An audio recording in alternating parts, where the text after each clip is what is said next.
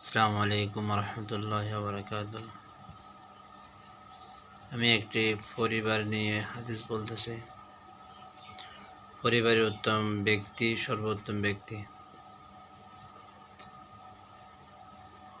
عن عائشة رضي الله عنها قالت قال رسول الله صلى الله عليه وسلم